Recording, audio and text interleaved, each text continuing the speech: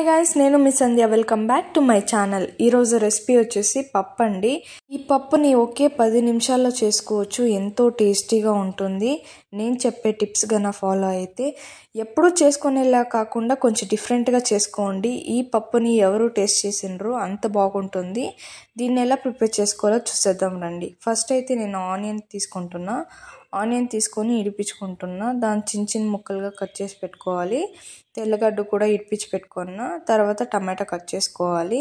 ఇవన్నీ కట్ చేసుకున్న తర్వాత ఇప్పుడు మనకు కావాల్సిన ఇంగ్రీడియంట్స్ చూసేసుకుందాం. ఫస్ట్ అయితే మనం కట్ చేసి పెట్టుకున్న ఎర్రగడ్డ, తెల్లగడ్డ, ఒక టమాటా, పచ్చిమిరకాయలు తీసుకోండి. తర్వాత కిందబ్యాలు ఒక 1/2 కప్ వరకు, తర్వాత పెసరబ్యాలు ఒక 1/2 కప్ వరకు కావాలి. తర్వాత ఇలా కుక్కర్ తీసుకొని పెసరబ్యాలు 1/2 కప్ ఉంటుంది కదా, అది వేసేసేయండి. తర్వాత కిందబ్యాలు కూడా వేసేసి ఒకసారి బాగా వాష్ చేసి పక్కన పెట్టుకోండి. ఇలా వాష్ చేయండి బాగా. ఇలా వాష్ చేసిన తర్వాత నేనైతే ఫస్ట్ టమాటా వేసుకుంటున్నా, కట్ చేసింది. తర్వాత తెల్లగడ్డలు వేసుకున్న తర్వాత కొంచెంగా ఆనియన్స్ వేసుకోండి. ఈ 3 వేసుకున్న తర్వాత నేనైతే ఇప్పుడు వాటర్ యాడ్ చేసుకుంటున్నా. వాటర్ అనేది నేను 1.5 గ్లాస్ వరకు తీసుకుంటున్నా. వాటర్ దీనికి సరిపోతుంది. వాటర్ యాడ్ చేసిన తర్వాత నేను పసుపు అయితే యాడ్ చేసుకుంటున్నా, 1 స్పూన్ వరకు. పసుపు వేసిన తర్వాత ఉప్పు అనేది యాడ్ చేసుకుంటున్నా. నేను 1 స్పూన్ వరకు యాడ్ చేసుకుంటున్నా. ఇలా వేసుకున్న తర్వాత కుక్కర్ మూత పెట్టేసి మనము ఒక 5 విజిల్స్ వరకు రావాలి. పప్పు అనేది బాగా ఉడికిండాలి. ఇలా ఉండాలండి. నేను చూపిస్తున్నాను కదా.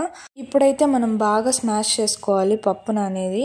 ఇలా బాగా స్మాష్ చేసుకోవాలండి. ఇలా చేసుకొని పక్కన పెట్టుకోండి.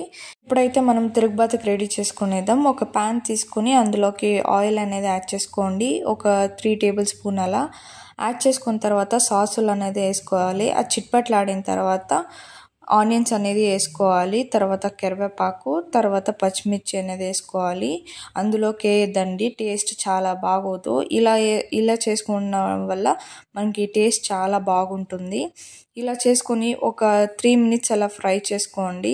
ఇలా ఫ్రై చేసిన తర్వాత మనం ముందుగా స్మాష్ చేసి పెట్టుకున్న పప్పులోకి అయితే ట్రాన్స్ఫర్ చేసుకోవాలి. కొంచెం వాటర్ యాడ్ చేయండి. ముందుగానే తిరుగుబాతు పెట్టక ముందునే ఒక 1/2 గ్లాస్ అలా, కొంచెం గట్టి లేకుండా కొంచెం నీళ్ళు లేకుండా ఉంటుంది. అప్పుడే ఉంటుంది. చాలా వాటర్ యాడ్ చేయొద్దు.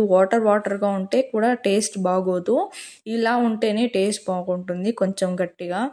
ఇలా చేసుకున్న తర్వాత ఒక 2 మినిట్స్ అలా కుక్ చేయండి, సరిపోతుంది మనకి. లాస్ట్లో కొత్తిమీర అనేది యాడ్ చేసేసి ఒకసారి బాగా మిక్స్ చేసిన తర్వాత స్టవ్ ఆఫ్ చేసేసేయండి. మనకి ఎంతో టేస్ట్ అయిన పప్పు అయితే రెడీ అయిపోతుంది.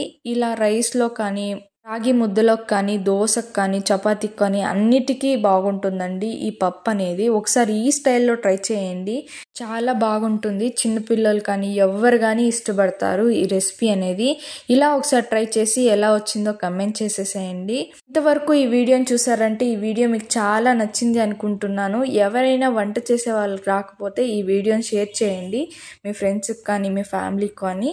వాళ్ళు చాలా ఈజీగా నేర్చుకుంటారు. తర్వాత వెజిటేబుల్స్ ఏం అవసరం లేనప్పుడు ఇలా చేసుకోండి, చాలా బాగుంటుంది. ఈ వీడియో మీకు నచ్చినట్లయితే లైక్ చేయండి, కమెంట్ చేయండి, సబ్స్క్రైబ్ చేసుకోండి. Bye guys.